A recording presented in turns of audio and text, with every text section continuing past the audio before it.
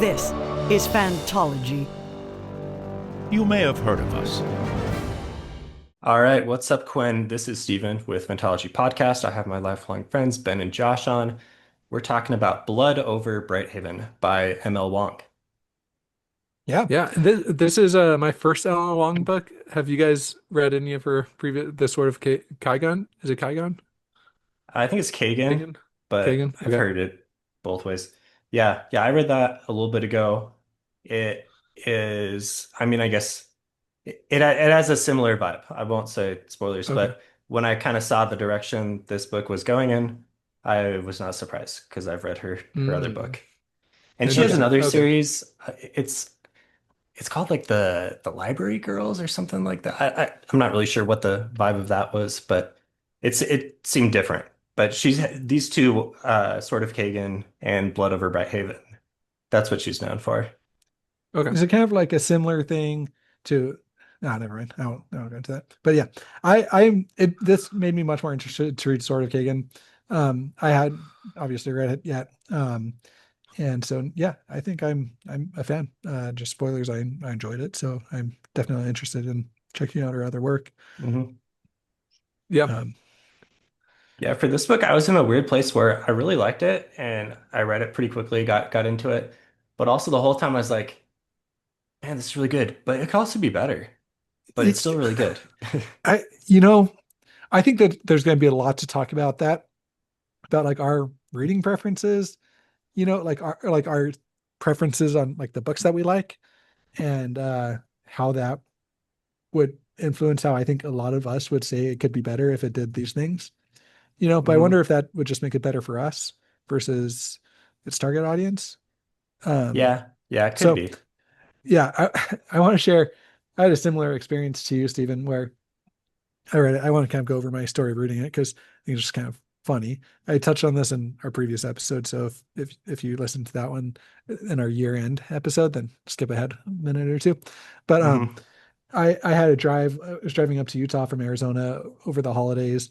It's usually about a 11-hour drive. We have four kids, so we stop and so it usually takes some time. Usually stop at my house. So usually we stop at Ben's house in Vegas and let our kids play together the next morning and stuff, and usually kind of make a little event out of that.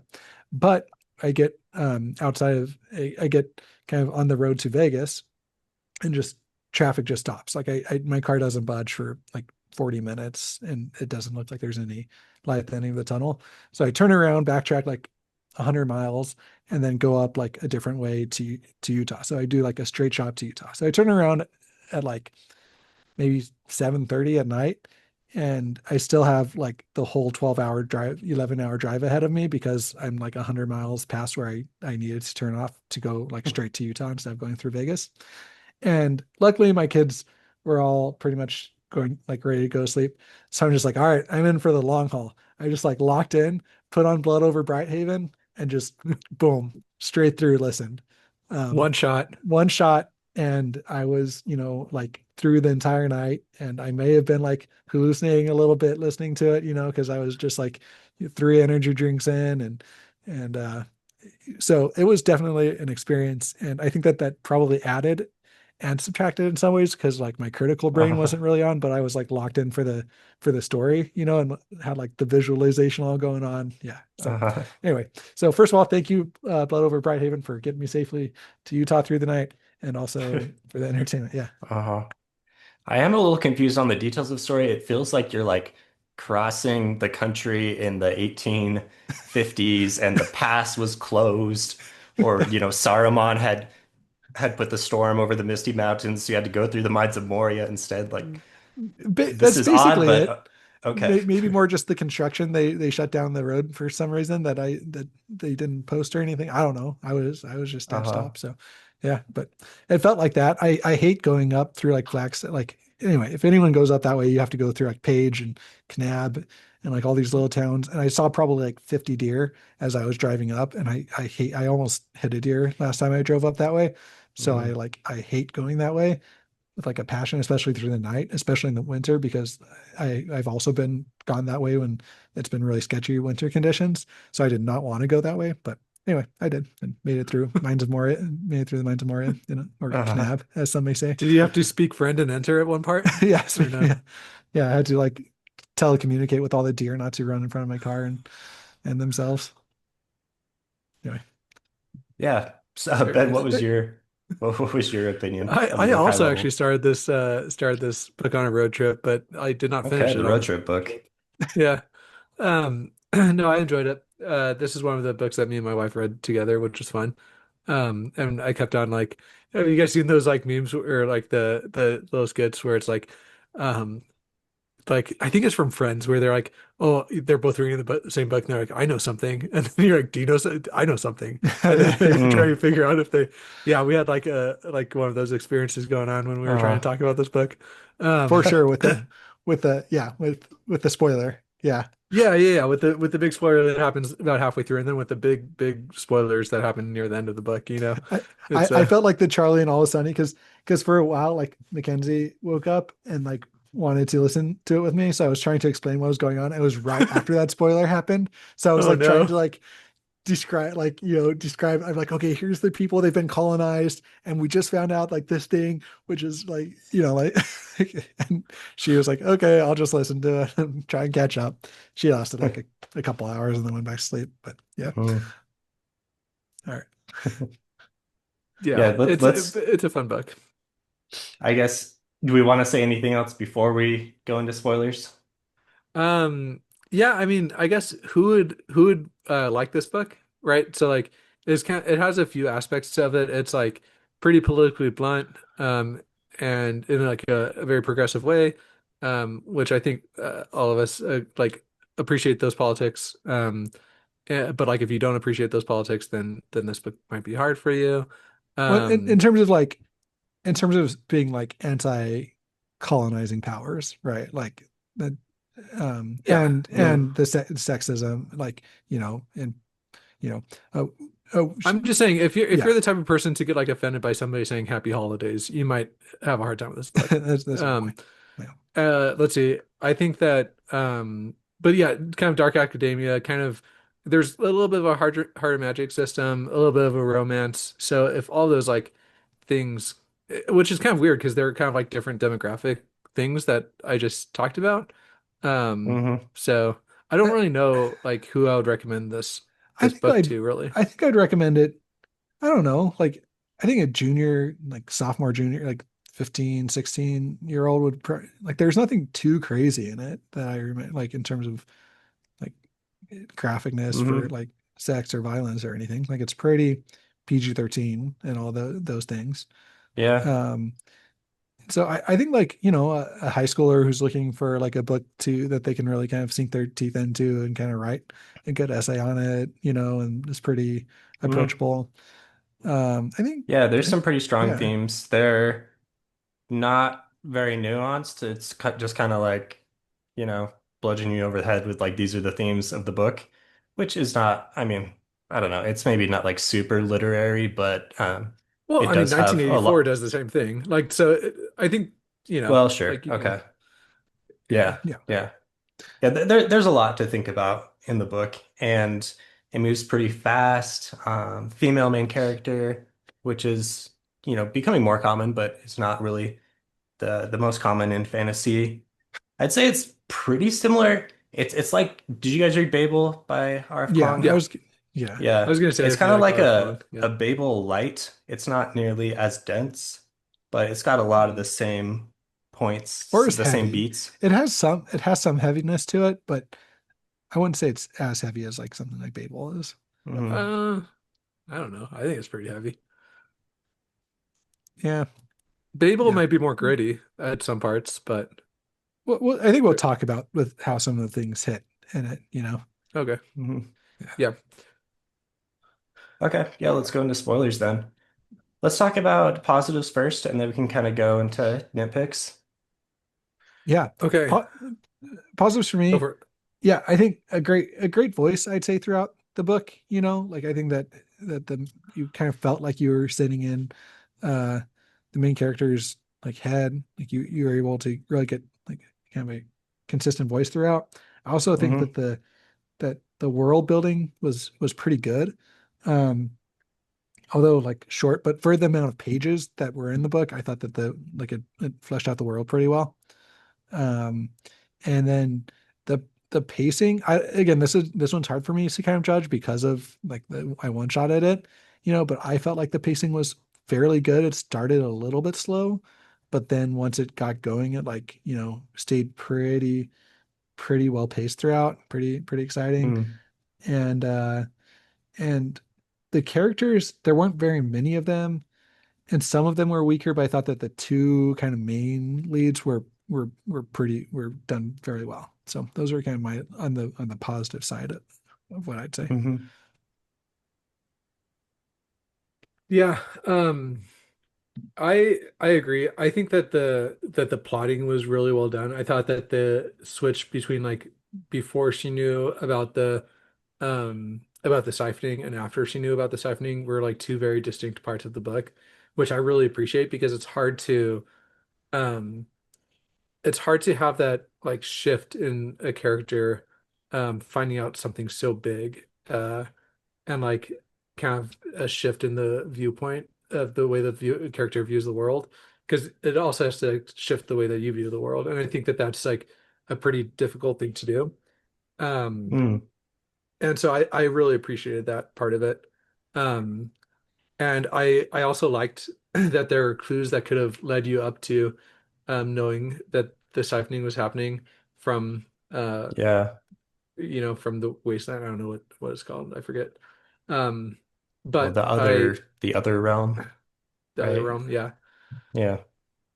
So I that was like a Sanderson type twist where it's like, like surprising yet inevitable. Where it's like, oh, Hmm. like I should have seen that coming, and it seems obvious in retrospect, but I didn't. Yeah, I thought it was pretty cool how she was able to execute a Sanderson-esque twist just in a few hundred pages into the book, with it. And I know it's interesting because we don't read I don't read too many standalone books like this. And so maybe that's more common for people to do. But usually when those twists really hit home, it's like after, at least Mm. like 800 pages or something versus after a Right. couple hundred. Right. So, Usually you need the hundreds and hundreds of pages to set up the fantasy world sufficiently for the twist to land and make sense and everything. But here it was sub 200. mm. So I guess that's a question I had. Do we know that this is a standalone, or is there going to be follow-ups? I can't remember. I I remember should have reading looked on at her that. blog she wanted to write more. I think she wanted to write more of the sort of Kaigen series. I don't know that she has plans to write more in this one. I can't remember. Okay. It's been a while. I looked on her blog and kind of got up to speed with what she was doing after I read that book, but I don't know the current state of things. Let us know, I listeners, in the comments. And it's tough because I was actually like, I don't know which one I would prefer. Part of me wants it to be a standalone book because it just ended like so well. Um, but part of me would also love to see like what the Quen do next and like how their revolution goes, and like I think that it could be a very cool story to like as a launching Mm, pad. So, Yeah. but also like I wish that more authors would just write like the standalone books that just you know.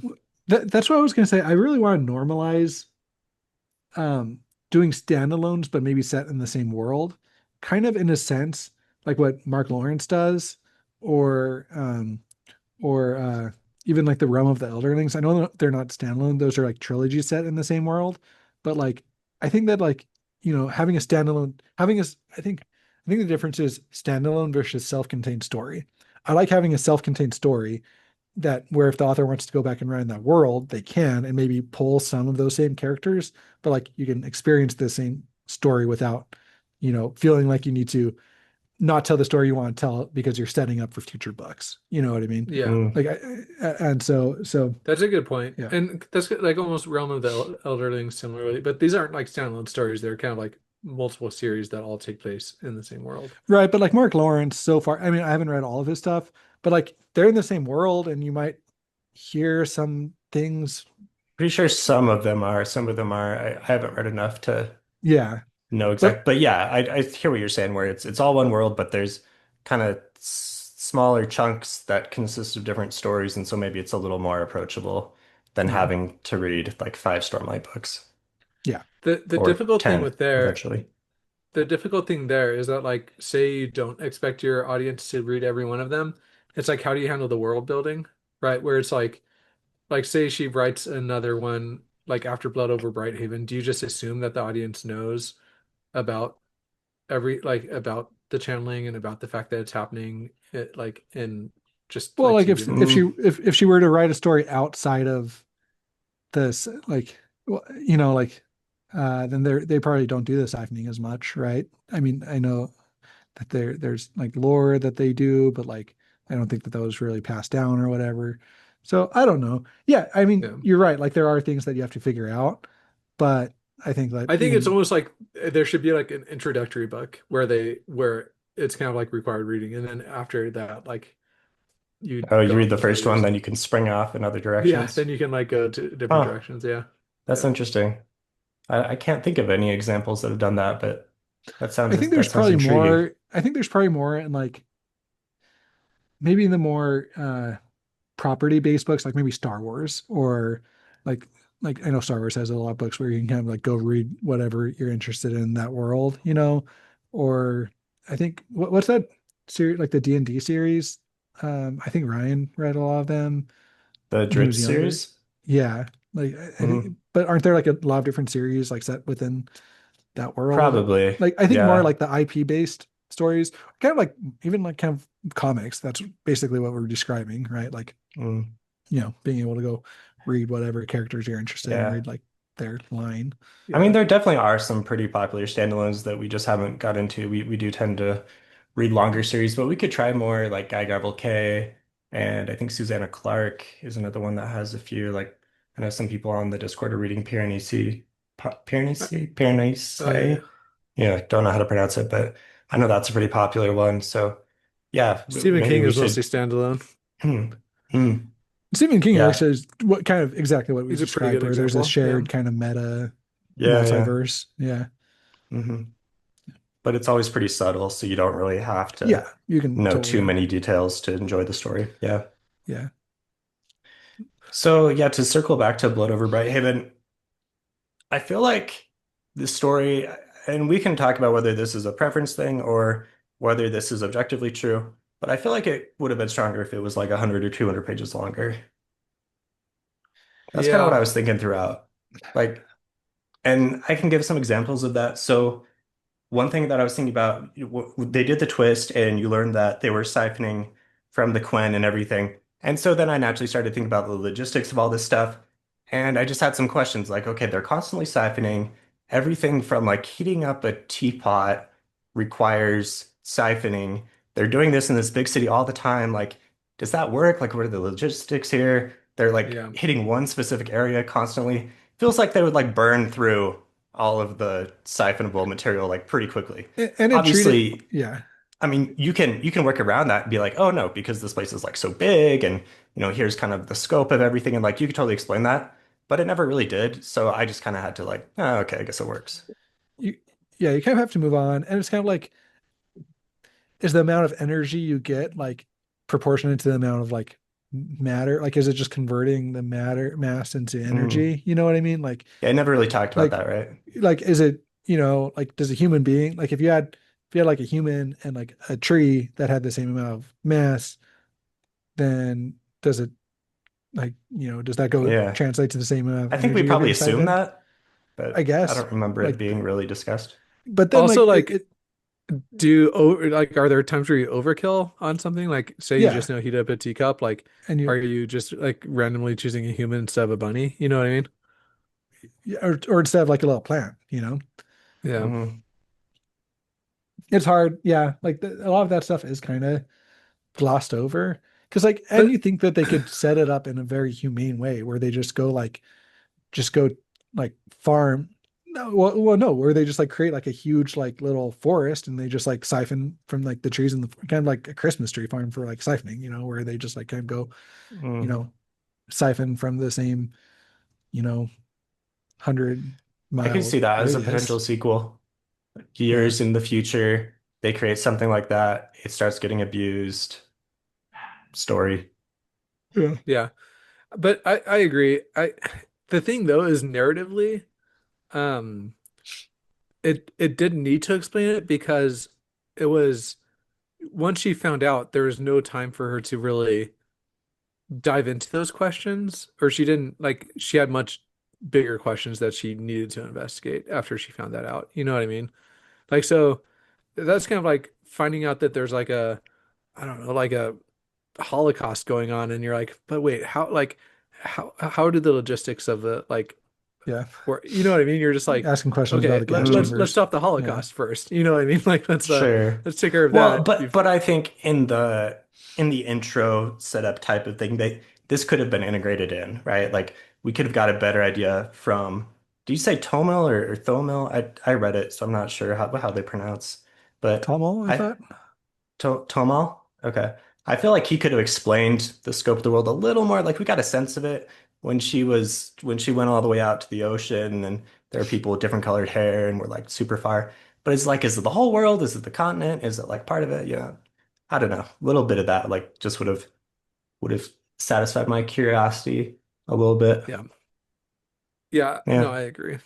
Um, and I think in terms of being longer, I think that I would have appreciated more character development from like Tomal and from Mm. like, I don't know. Like I wish that she would have had some more friends or I don't know. Like it just seemed pretty one-dimensional from her head, you know what I mean? And so I guess it's been a while since I've read this. I was kind of waiting for you guys to read it, but like I just really remember her perspective. Like I don't remember that many other perspectives from the book. And so I think that that like could be could have used a little bit more fleshing out. Yeah, the character cast was super small. I mean, there were characters, but most of them were just like high mage one, high mage two, high mage three, and they didn't really matter as much, which is fine because they didn't really need to be. But I do think there was room for like one additional story element. Like, let's get Yeah. involved maybe with the Quen underground a little bit more, so when the revolution happens, there's like additional stakes in it for us as the reader, and like Yeah. everything kind of comes together a little bit more. I don't think it needed a lot more, but I do think it'd be stronger with just like, a little more of the puzzle coming together at the end. And I think having at least one other person that was like at least somewhat likable, like in the mage society, Mm, that like didn't know about it or did know about it but was trying to fight against it, that may have helped her, you know, sabotage it. the only one was the Nepo baby guy who became the I guess only at survivor. the very end, right? Yeah. Yeah, that was like being hauled around by his buddy that was a douchebag guy, Hmm. right? Yeah. Yeah. I will say it's funny. I read this book like right after is it Ketabasis or Catabasis. Ketabasis? Yeah. Uh-huh. And I'll probably get in trouble, but I was like, this is what the like I was like, this is what the instructor that betrays you should feel like. Because like in the book, like when you found out that the like her favored professor knew, um it was like a gut punch. You're like, oh man, like my mentor, like this guy that's been nothing but sweet to me, like this guy that like has really stood up for me and is willing to push against the patriarchy and he knows, you know what I mean? Like that really like sucked all the oxygen out of the air for a little bit for me. And so um I I don't know. Anyway, I contrasting those two books was interesting for me there. Mm. Yeah, a lot of similar themes between the two. Yeah. But I don't know. Did, What did you guys think about that twist that like because once like you found out that he knows, then it's like, oh gosh, like everybody knows about this. yeah, yeah. I thought it was pretty inevitable that he did. Yeah. I wasn't surprised. I mean, she was Yeah, being very naive about it. she was. She, yeah. I think if she would have, I think if, I think there was room in the story for him to be that guy I was talking about, like the guy on the inside, where he was trying to like specifically looking for someone that would find out early and before they could be jaded enough to go along with it or something. But Mm, yeah, I think I don't think it was as big of a gut punch to me because it sounded like, it sounded like he was obviously gonna know about it. But yeah. And then once he knew about it and it seemed like the naive plans were falling apart, then I was thinking, okay, this is going to be a tragic ending. Yeah. And I mean, so that wasn't like a big surprise, but I think the way it all unraveled was pretty well done. Yeah. Yeah. Man, yeah, said, dude, that's so crazy. That's like the whole time I was like, oh no, they've done the self-referential loop where it's like it's gonna break the like you're gonna have to force quit the application in order to save your computer because like when she like like makes all the like everything reference the like their city or whatever that or like the I don't know, that was crazy. It was like Make I don't everything know. referent. The academy place. Yeah. So just gonna nuke Hmm. everyone. Yeah. That was that was pretty awesome. I don't, yeah. Like, could you bring yourself to do that? Like, what if the only way, man, you know what? It reminds me of that. I don't know if you guys remember, like the James Bond movie, like the way that, is it the most recent James Bond? The way that he dies is like calling the like missile strikes on himself or whatever. And he just like walks out and gets like missile. Yeah. Yeah. It Very does remind me reminiscent of of that. that scene, Yeah. you know, where it's just like, all right, but yeah, Somehow I still haven't seen that one, but I did know what happens. I should watch it. yeah. Huh.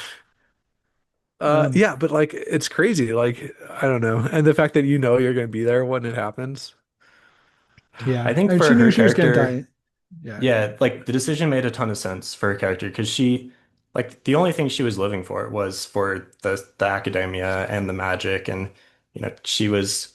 I read her as autistic or just kind of socially uh, inept, not really in the social flow as much as others were, and so once she had her life's purpose taken from her and she knew she couldn't pursue this because of the horror of it.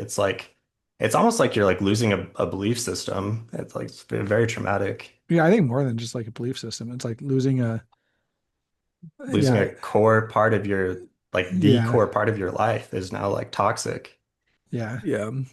I thought it was good foreshadowing with when like she was at the window and like she was like contemplating taking a step, like, kind of contemplating ending yeah. your life. It And seems like then that's when she made, honestly, looking back, and this is kind of the thought that I had. Looking back, it seems like the whole plan came to her like in that moment, yeah. where she knew what she was going to do and she knew that she was, you know, basically making the decision to end her life, but it was just going to take a few more days to do it. Mm.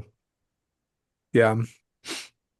I would do you guys wish like so part of me like gets excited anytime there's like this academia setting, right? Like the will of the many, blood over where it's like the scene where she makes it in by like raising the big cauldron or what I forget exactly what happens there, but I'm like, Yeah, that's oh, what this is such happens. like an epic scene, Uh, and part of me is like, oh, I wish that this would just be that book, you know what I mean? Where it's like, okay, like let's go spend like a whole book in like a school setting, and then like I recognize that that's kind of played out, but I don't know. I was kind of when that happened, I was like, okay, I'm ready for this type of book, and then it pretty quickly pivots away from that. But yeah. it does, um, it does. I This don't is know. It hints at that, tell me you grew up with on Harry Potter without. Harry Potter and I mean, that's basically what Harry Potter Ah, is. yeah. well, Tell and me then you're yeah, a millennial nerd. Is if you have like 70% of the book just in the school and then the last 20% doing a little like, Hmm. you know, yeah, adventure and then the last 10% going I home. still feel like there's a lot of room for another big epic fantasy school book. Yeah, it's Like interesting. there are a ton of people who identify with this trope. I'm definitely one of them. Sounds like Ben is. I, And I mean, sure, it's around a lot, but would I read a new one that's really good? Yes. and yeah, it's funny because like I never read Percy Jackson growing up, but like I knew that they had like the camp Half-Blood, but I've been watching like the show with Liam and he's been listening to Mm, all the audiobooks, so I'll like catch little snippets. But it's like they hardly spend any time like at the school, it seems like they're always off doing adventures, yeah. and even like the magicians, I didn't no, I did read those books and I watched the show and like, do we review those? I think we reviewed those, but like again, they didn't spend like that much time at the actual academy. And so I agree with Ben. Stephen, I think you should write that. You would do a good job with that. Mm, I mean, I know we yeah, should all the write that problem, I together. don't know. The problem with my book idea right now is it's just like so name of the wind derivative. I don't know how to separate it enough. You don't need to, Stephen. Just write what you want to write what Very you want to cool. read, man. Um, Yeah. yeah, I don't know. So, but I do appreciate that the book, like, you know, did what it needed to, quickly pivoted away from that, and that she, like, ended up being like, imagine if it's just like, imagine if like Harry Potter ends up freaking nuking Hogwarts at the end of the first book. And you're like, what? I did not see that one coming, you know? Well, Um, yeah, if they were systematically no, I know. killing a muggle every time they cast Wingardium Leviosa, Uh, yeah, that's basically what it is, huh? That's basically what it is, dude. a little Holy more. cow. Say goodbye to Aunt May. She's a goner. Yeah. Say goodbye to Well, Dudley. Harry does like blow up his aunt and she floats away. That seems like an That's overreaction. one of those random things that Yeah, happened. he didn't mean to. He It's so Totally. didn't funny care how too much outside of though. Hogwarts, he just does like the most insane magic, and then like he goes to Hogwarts and just like Uh, struggles to struggles and charms to do anything. Anyway, Uh, um, yeah, now we know why all the freaking dark wizards are the most powerful ones, because apparently like hatred like fuels that magic system more than anything else. Um, yeah, I don't know. So did you guys like did you guys at the end of the book, were you like, okay, I'm glad she did that, or was it like, oh man, I like uh, there would have been like another way around it? I think she could have found another way around it. I think that but I'm glad she did it. I think she was suicidal, right? Like I think that she realized that her life was like for nothing, I think, and like wanted to end her life. And I think that everything mhm. she did was kind of with that goal in mind. Like, um, and I think she was also very um naive about the cost of her actions. Not necessarily with that, but like with showing everybody, like with the in such a visceral way. Um, Yeah. and Like so yeah, so the combination of all those things was, you know, was um, I I I think that she definitely could have found another way to do it. That being said, I think it made sense for her character to do it the way that she did it. I guess to kind of go on with that, like her naivete, obviously like Tommel like basically told her what would happen like every step along the way. He's like, "Oh, your professor knows." No, my professor doesn't. He's like such a good guy. Oh, like if you reveal this, there's gonna be riots. Oh no, like you know. Mm. So, w- so in that aspect, do we feel like Tommel was, I don't know, like had some type of not plot armor, but like I don't know, like he couldn't ever do any wrong type thing? I think he was just a little more hardened to the world and he had a much more realistic perspective than she did.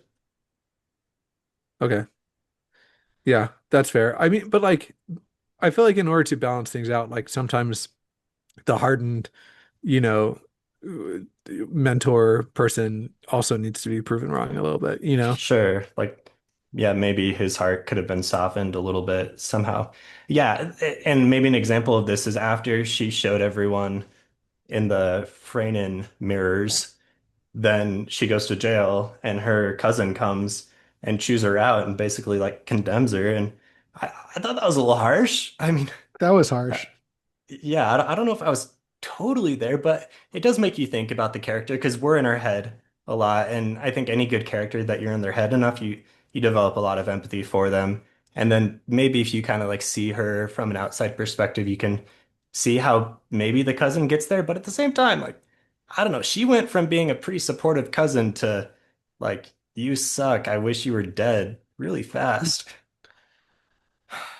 Again, like you have to wonder if someone showed you that like every time you use electricity you were like murdering someone, like that would mess with your head. You know what I mean? Like, Uh-huh. and Yeah, so but you then might, you don't blame that person.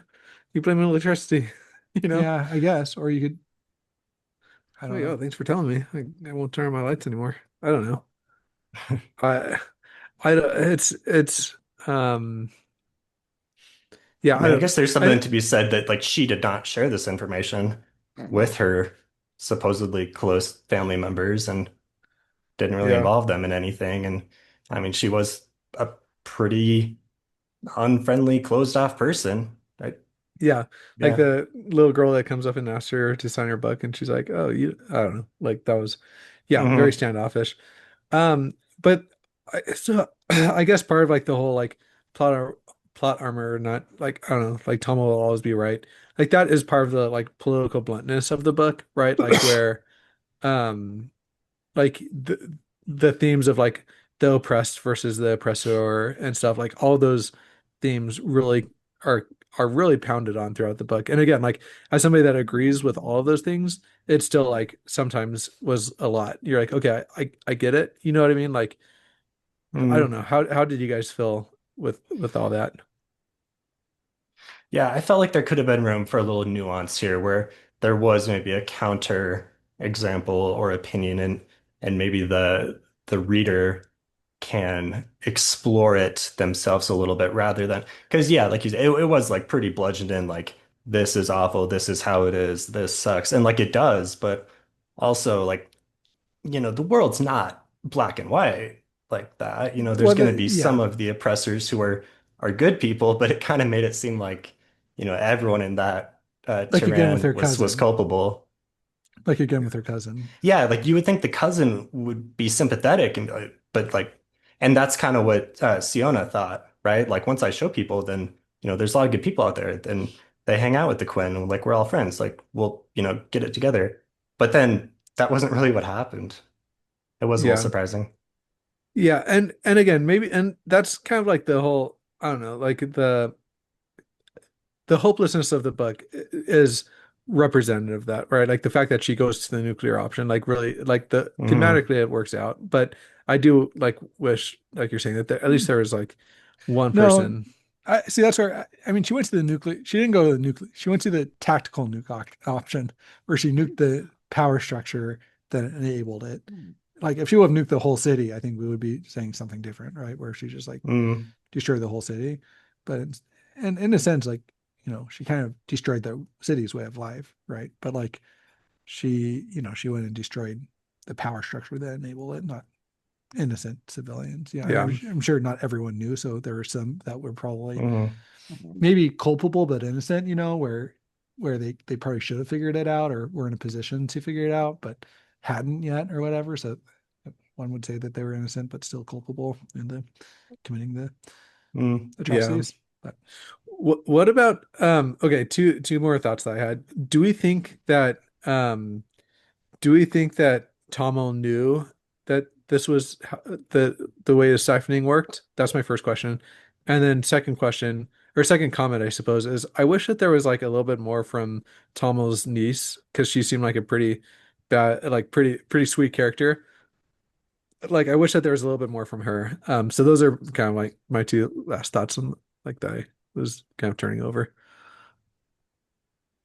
yeah, I think. Well, first of all, I don't think he knew. I think he suspected. I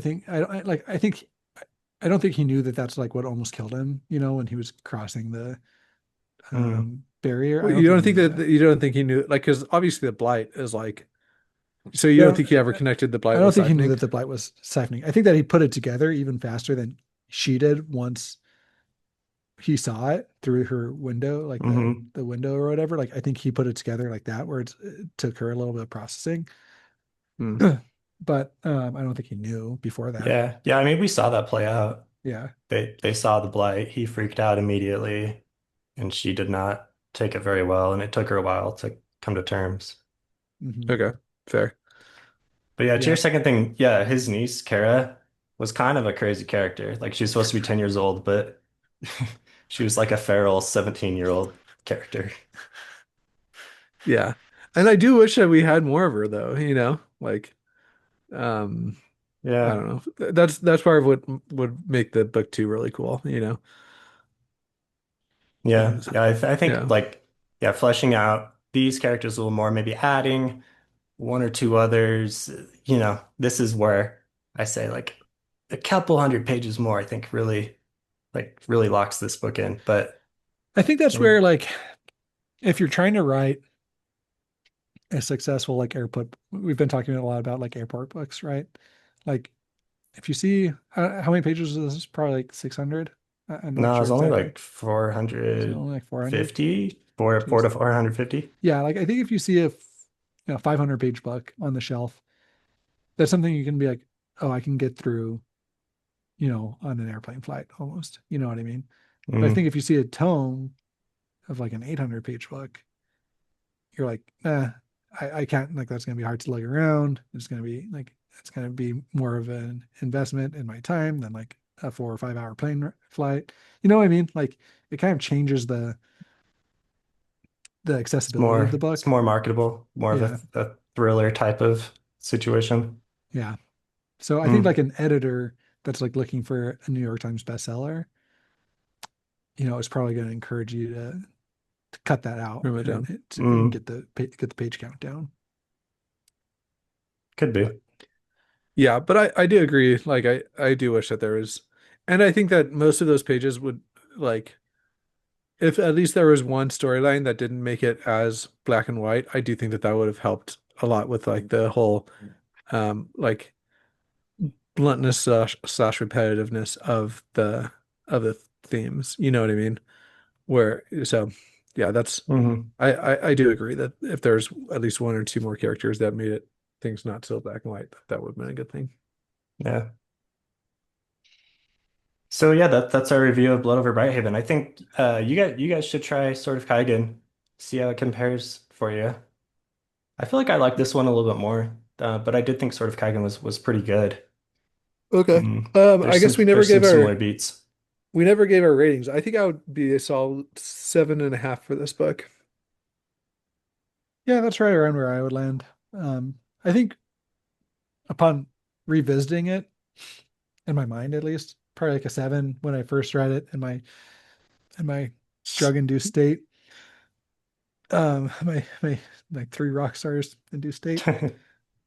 I'd say I would say it was like an 8, but yeah, revisiting I'd say like 7, so yeah, around 7.5. Yeah. I mean, I'd say like enjoyability and twists and payoff, like that stuff was really good, 9 out of 10 even, but then like some of the like how could this book be stronger? Like there's so many ways. So also, I don't know, it's a hard one to rate. I would definitely recommend this one. I feel like yeah, 7.5, maybe 8, but Okay. it, So it it's was Yeah. it like was seven good. and a half for your reading preference and then eight for like maybe recommendability. Yeah, yeah, maybe that's what it is. It feels like an easy recommend. Yeah. Easy recommend. Yeah, it feels like whoever you recommend this book to, they're not going to dare come back to you and be like, "How could you recommend that book to me?" You know? Yeah, yeah. Yeah, Hmm. Yeah, it has a lot of appeal. yeah. Nice.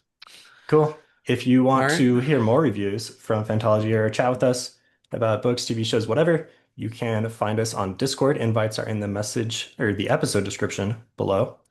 And till next time, good luck to all those Quen that just went out into the snow and hopefully survived. What if they just all die in the next one? All right, see you guys. See you Yeah. later.